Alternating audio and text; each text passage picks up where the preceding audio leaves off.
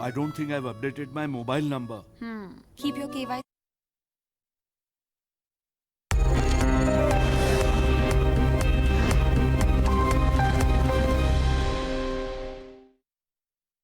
Indiabulls Housing Finance reported a 44% drop in its net profit and its NPAs inched up on a sequential basis. But is this the bottom? Mr. Gagan Banga of Indiabulls Housing Finance is here to answer the same. Mr. Banga, so last time we spoke, after the MCA had filed the affidavit, you told us that the environment has improved meaningfully. The money which was stuck has started coming in. The market has become more open. But obviously that won't reflect in this quarter earnings. But going forward, do we expect your disbursements, the fresh business momentum to pick up from here on?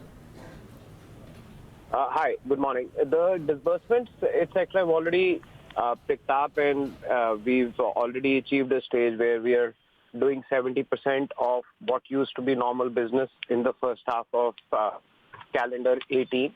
By the first quarter of fiscal 21, I expect us to be at 100% of what we used to do in 2018 prior to the start of the crisis, and thereon grow. So what we are currently going through is essentially taking our strategy forward of rolling our wholesale book back and continuing to grow our retail business. Wholesale loans are chunky. They would be coming back in tens and hundreds of crores, whereas retail loans will be in the handle of 20 lakh of rupees. So to achieve the same scale is a little difficult. What we've guided is that between Q3 and Q4, we will hit both the bottom of the book as well as the profits at about north of 500 crores. I expect that to be the bottom of the profit cycle, and the book should also stabilize north of 70,000 crores, and thereon it will grow at a rate of about 20% for the book and 16 to 18% for profits starting fiscal 21. Okay. Mr. Banga, so is this the bottom for the NPAs as well? Because your NPAs have inched up. They went up in Q2 as well. Now as well in Q3, we've seen an inch up in gross NPAs by almost 45 basis points. So going forward, what is the outlook on the asset quality? NPAs are generally more an outcome of the macro, and on the micro, one can definitely be marginally better, but can't be significantly better if the macro of a certain sector is poor.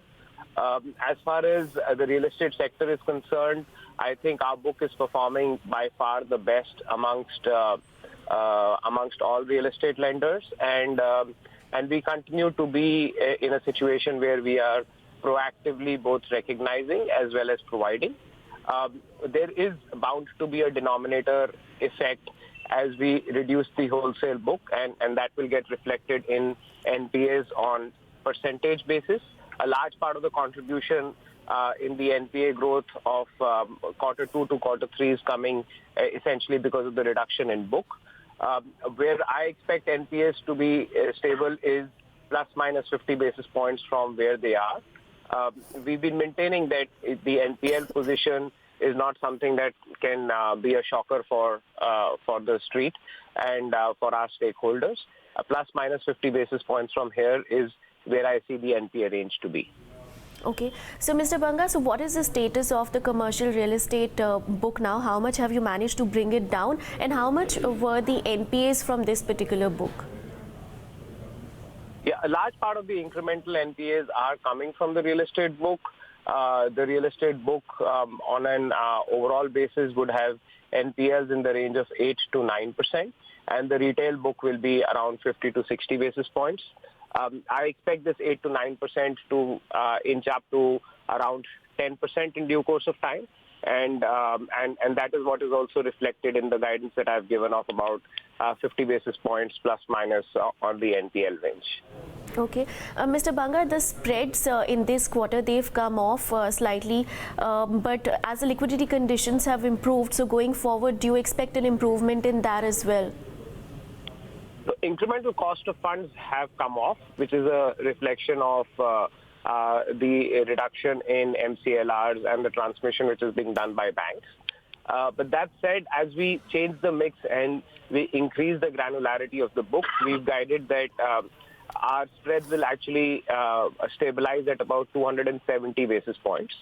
And we are still at about 296 basis points. So from a spread perspective, even though we've taken material steps to move towards greater granularization, we've still been able to maintain spreads at a level which is at least 10% higher than what we've guided.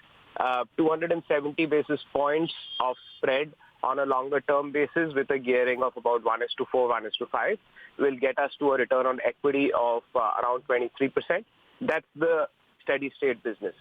So what I'll just request is that if this business can be for Q3 and Q4 seen as a business in transition, this business has delivered 25% annualized return since its listing. And as we have detailed out in our earning deck, we had about 42, 43 quarters of steady 22% compounding in earnings.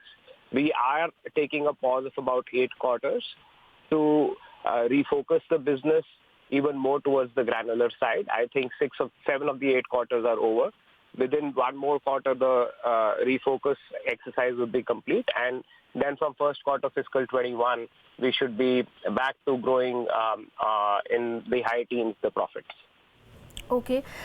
So, Mr. Banga, you did mention about your gearing, but your borrowings this quarter were down 11% on a sequential basis. So, what is the strategy ahead? What is the funding mix going to look like going forward?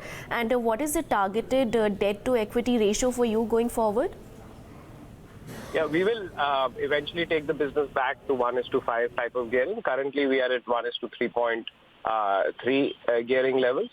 1:5 will take us about a year and a half to 2 years to get back. So by end of fiscal 23, we should be back at 1:5 gearing, and by that time we would have also achieved a steady state ROE of well north of 20%. Currently, the focus is to grow the retail AUM, not necessarily grow the balance sheet. So as per the guidance, the retail AUM will, or the overall AUM starting fiscal 21, will grow at about 20%, but the balance sheet will grow in single digits at between 6 to 8%. It's balance sheet growth which brings on gearing, so gearing therefore will also grow by 6 to 8% only. Okay, so just one last very quick question. What is the update on your fundraising plans and the buyback as well? The fundraising plans continue in the format that we have shared with you, which is there is a higher focus on taking funds from banks on an onward lending basis, as well as for securitization. So that plan continues. We've raised close to about 16,000 crores of fresh lines in Q3, taken disbursals in the handle of 8,000 crores. So these are very consequential numbers by any standard. So that part of the business continues in normal, as I had shared with you in the previous interaction. As far as buyback is concerned, we had done a buyback of our bonds of roughly 1,000 crores towards the end of December. We have taken fresh board limits and fresh limits from the board, and we will conduct another buyback exercise of 1,000 to 1,500 crores through the course of this quarter.